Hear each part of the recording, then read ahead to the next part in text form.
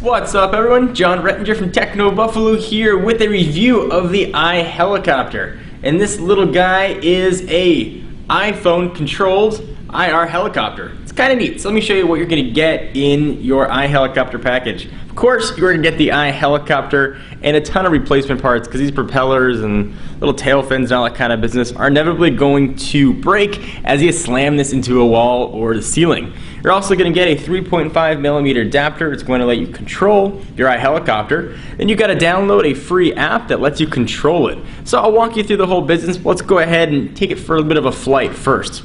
So I'm going to go ahead and power on the iHelicopter. There's a little switch right there. It's a teeny tiny little switch right below the port where you charge. So I'll flip that on over to the right. Turn on the app here, and you notice that that's immediately moving. There's a gyro sensor option here to use the motion control, so you can turn that off. You can control it manually here. I'll go ahead and turn that back on. And it works when you hold it flat. That's sort of your prone position. And as I throw the throttle up,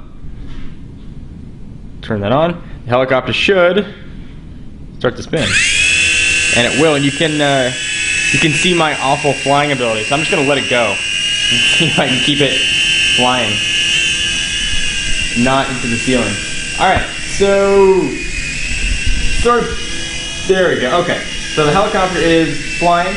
I can turn it using the gyro sensor and control it. Don't go into the wall. Boom. And that might be why you're going to need some more propellers for it. Let's try it again. All right, go ahead and lift this sucker up. And don't hit the ceiling, which is more of my biggest control issues. You can move it forward, move it back, and it's down. I almost feel bad whenever that happens. You go ahead and pull the power down.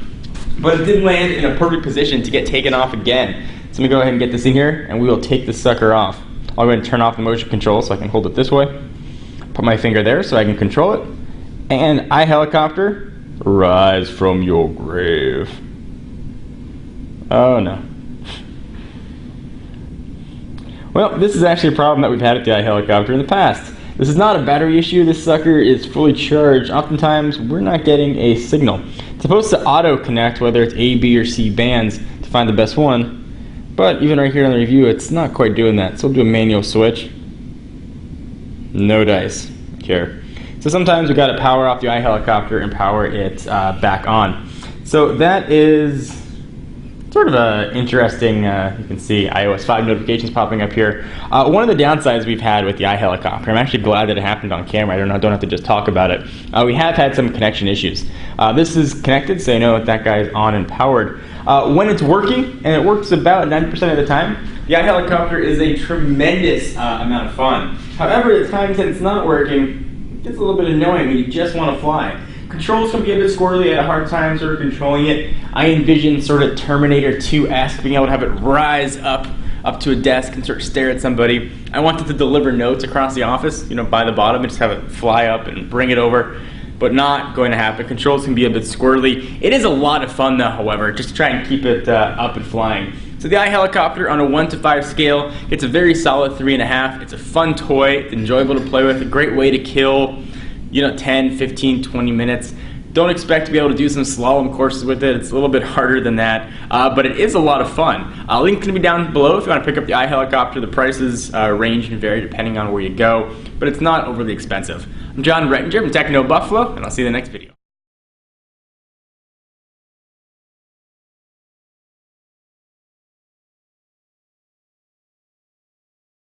So right after we just wrapped that video, I pushed this up and then it started working again.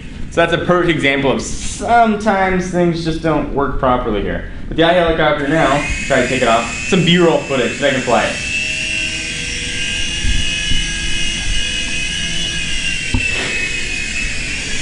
So, I feel so sad for it. Alright. That's good.